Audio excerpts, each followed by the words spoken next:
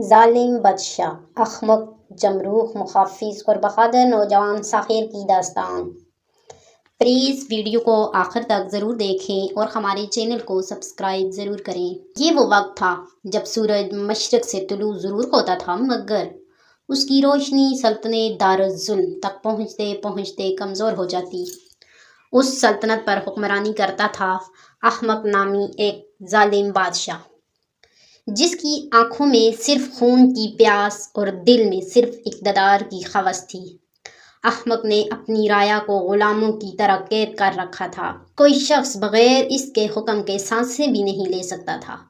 دارالظلم کا سب سے خوفناک اور ہولناک چہرہ جمروخ تھا، جو احمق کا ذاتی محافظ اور قصاب بھی کہلاتا۔ جمروخ کی آنکھوں میں بے روحی اور اس کے ہاتھوں میں ایسا نیزہ تھا جو جسد و روح کو الگ کر دیتا۔ کہتے تھے کہ جمروخ انسان نہیں، کوئی آسیب ہے جسے احمق نے جادو کے زور پر قابو کیا ہے۔ شہر کے بیچوں بیچ ایک میدان تھا جس میدان فرمان کہا جاتا۔ یہاں روز کسی نہ کسی مظلوم کا سر تن سے جدا کر دیا جاتا اور احمق اپنی سونے کی بالکنی سے ہنستا رہتا۔ رعایا کی آنکھیں خوف سے نیچی اور دلوں میں صرف ایک دعا ہوتی، یا اللہ ہمیں اس عذاب سے نجات۔ اسی سلطنت کے ایک کونے میں ایک چھوٹا سا گاؤں نور پت آباد تھا۔ یہاں کے لوگ غریب مگر بہادر تھے۔ یہیں پیدا ہوا ایک نوجوان جس کا نام ساحر تھا۔ ساحر کے والد ایک درویش منش کسان تھے، جنہوں نے بچپن سے ہی اسے حق، انصاف اور بہادری کا درس دیا تھا۔ ساحر کے دل میں ظلم کے خلاف نفرت اور حق کے لیے تڑپ تھی۔ وہ ہر رات چاندنی میں اپنے والد کے ساتھ بیٹھ کر دعا کرتا، یا رب مجھے طاقت دے کہ میں احمق کے ظلم کو روک سکوں۔ ایک رات ساحر کے گاؤں میں جمروخ اپنی فوج کے ساتھ آیا۔ اسے بادشاہ کے لیے نوجوان غلام درکار تھے۔ اس نے کئی لڑکوں کو زبردستی قید کیا، جن میں ساحر کا چھوٹا بھائی ریحان بھی شامل تھا۔ ساحر نے مزاحمت کی، مگر جمروخ نے اسے زمین پر گرا کر کہا، اگر اپنی جان عزیز ہے تو خاموش رہو۔ یہ سلطنت ہے احمق کی، یہاں انصاف صرف نیزے کی نوک پر لکھا جاتا ہے۔ ساحر کی آنکھوں میں خون اتر آیا۔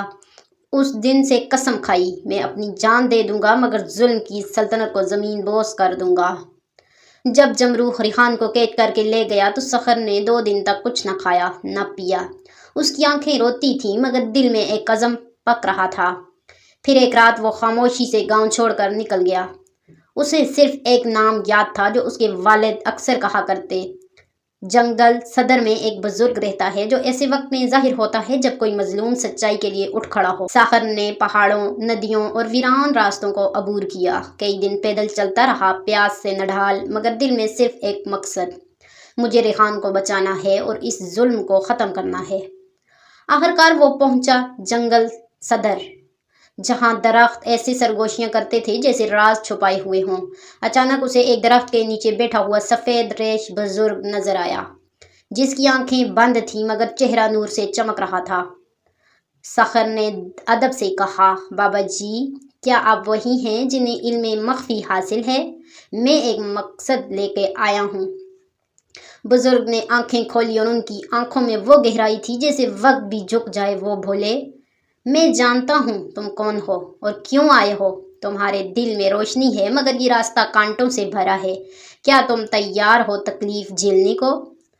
ساحر نے سر جھکا کر کہا، میں اپنی جان بھی دے سکتا ہوں مگر ظلم کا خاتمہ چاہتا ہوں۔ بزرگ مسکرائے اور انہوں نے اپنی جھونپڑی سے ایک قدیم تومار نکالا۔ یہ ہے علم حق کا پہلا سبق۔ اسے سیکھنا آسان نہیں، مگر یہ تمہیں وہ طاقت دے گا جو جمروخ جیسے آسیب کو بھی مات دے سکتی ہے۔ مگر یاد رکھو، طاقت کے ساتھ صبر، عدل اور تقوی لازم ہے، ورنہ تم بھی احمق بن جاؤ گے۔ ساحر نے تومار ہاتھ میں لیا اور اس میں عجیب و غریب نشان، آیت اور اسمائے الہی درج تھے۔ بزرگ نے کہا، تمہیں 7 دن تک روزے رکھنے ہوں گے، جنگل کی خاموشی میں عبادت کرنی ہوگی اور نفس کو زیر کرنا ہوگا، تب جا کر تم اس علم کے پہلے راز تک پہنچو گے۔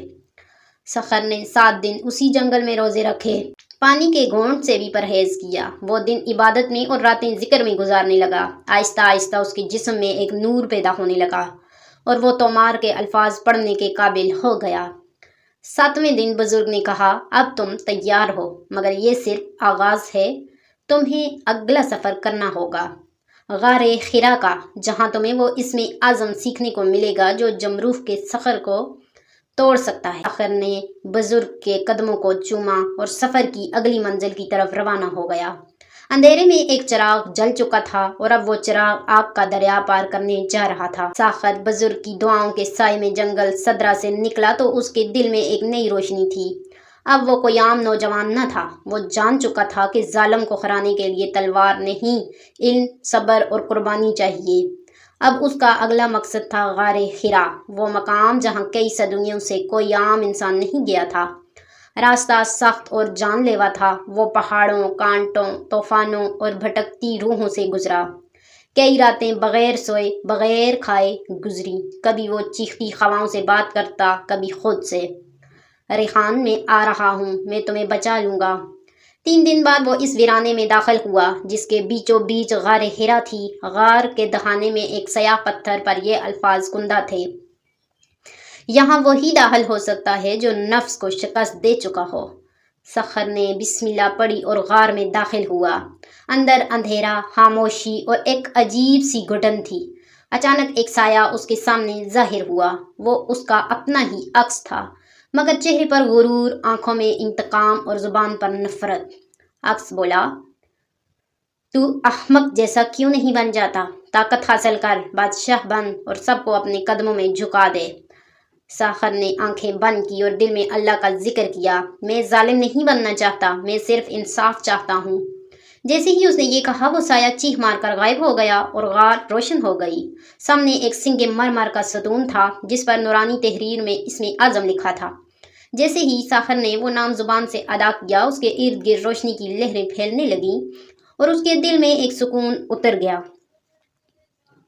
उसी लम्हे एक आवाज़ आई, तू कामयाब हो चुका है ए साखर, अब तू वो कहना इल्म जान चुका है जो सिर्फ अल्लाह के चुने हुए बंदों को दिया जाता है, मगर याद रखो इसका इस्तेमाल सिर्फ मजलूम की मदद के लिए कर सकता है, वरना ये इल्म तुझ पर उल्टा पड़ेगा। साखर ने सजदा किया और दिल में अल्लाह की बड़ाई को महसूस किया। वो अब न सिर्फ जिस्मानी तौर पर मजबूत था बल्कि रूहानी तौर पर भी तैयार था। उसी रात वो गार से निकला, मगर जैसे ही वो वादी में उतरा उसे दूर एक आग का शोला नजर आया। वो किला जालमगढ़ था, अहमक का महल जहां से जमरूह की काली रूहें निकलती थी। अब वो जान चुका था वक्त करीब है, मगर उसे नहीं पता था कि अहमक ने उसके बारे में जान लिया है। अहमक अपने मुखाफिज जमरूह से बोला, साखर इल्म मख्फी तक पहुंच चुका है, तो फिर अब वक्त आ गया है कि हम उसके ख्वाबों को खाक में मिला दें।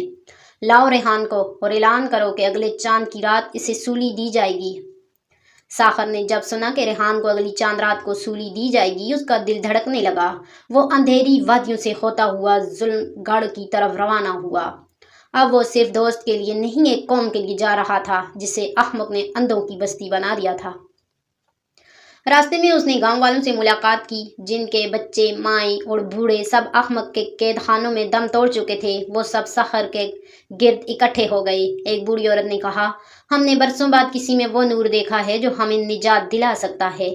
हम तुम्हारे साथ हैं साखर। साखर ने उन्हें इल्म और हिकमत से तैयार किया।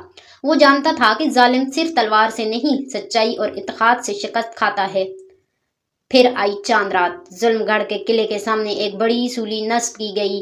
रेहान कमजोर और जंजीरों में जकड़ी हुई खड़ी थी। अहमक और जमरूह कहके लगा रहे थे। खजूम खुशी में चुप था क्योंकि उन्हें बोलना भी मना था। मगर अचानक हवा बदली, आसमान पर एक नीला खाला जाहिर हुआ और उसके दरमियान साखर नमूदार हुआ। उसके हाथ में इल्म नूर था जो इसमें आज़म से रोशन था। जमरूह आगे बढ़ा, उसकी आंखें खून की तरह सुर्ख थीं। तू आया है, मगर अब सिर्फ तेरी लाश बचेगी। साखर ने आयतुल कुर्सी पढ़ी और जमरूह की रूह बिखर कर खाक हो गई। फिर उसने अहमक की तरफ देखा। तेरा वक्त खत्म हो चुका है बादशाह, अब आवाम जाग चुकी है। अहमक ने तलवार निकाली, मगर वो खुद लरज रहा था। साखर ने उसे कत्ल नहीं किया बल्कि सबके सामने कहा, ये वो जालिम है जिसने तुम्हें कैद रखा, तुम्हारा रिज़्क छीना, तुम्हें गुलाम बनाया। अब फैसला तुम करो। लोगों ने अहमक को कैद कर लिया। किला टूटने लगा जैसे जुल्म की बुनियाद ही खत्म हो गई हो। ساحر نے ریحان کی زنجیریں کھولیں، وہ رو رہی تھی۔ تم نے میرے لیے سب کچھ داؤ پہ لگا دیا؟ ساحر نے مسکرا کر کہا۔ نہیں، یہ تمہارے لیے نہیں، حق کے لیے تھا۔ اس رات ظلم گڑھ میں پہلی بار اذان کی آواز گونجی اور پہلی بار لوگوں نے اپنی مرضی سے سجدہ کیا۔ ظلم گڑھ میں سحر کا پہلا سورج طلوع ہوا۔ ایک طویل رات ختم ہو چکی تھی۔ قلعے کے در و دیوار جو صدیوں سے ظلم کے گواہ تھے، آج پہلی بار خاموش اور مطمئن دکھائی دیے۔ لوگوں نے احمق کو قید کر کے عوامی عدالت کے حوالے کیا۔ فیصلہ واضح تھا، زندگی بھر قید اور توبہ کا وقت، تاکہ وہ ہر دن اپنی غلطیوں کی قیمت ادا کریں۔ ساحر نے بادشاہت قبول کرنے سے انکار کر دیا۔ اگر ایک اور تاج پہنا تو وہی فرعونیت پھر پلٹ آئے گی۔ میں چاہتا ہوں ہر بستی، ہر دل خود کو بادشاہ جانے، اللہ کے حضور بندہ بن کر۔ لوگوں نے ساحر کو آمین نور کا لقب دیا۔ ریحان، جو اب کمزور اور زخمی جسم کے باوجود سب سے طاقتور دل رکھتی تھی، ساحر کے ساتھ ایک نیا ادارہ قائم کرنے لگی، دارالعدل، جہاں علم، انصاف اور روحانیت کو بنیاد بنایا گیا۔ اس ادارے سے تعلیم، ہنر اور دین کا نور ہر بستی میں پھیلنے لگا۔ مگر ساحر کو اب بھی سکون نہ تھا۔ ایک دن وہ تنہا پہاڑوں کی طرف چل پڑا۔ لوگوں نے پوچھا، کہاں جا رہے ہو؟ ساحر نے کہا، جس نے مجھے ظلم گڑھ تک پہنچایا، اب وہی مجھے اپنے اصل مقام تک لے جا رہا ہے۔ میں فقط وسیلہ تھا، اصل رہبر تو وہی ہے جو دلوں کو جگاتا ہے۔ ریحان کی آنکھوں میں آنسو تھے۔ تو کیا تم واپس نہیں آؤ گے؟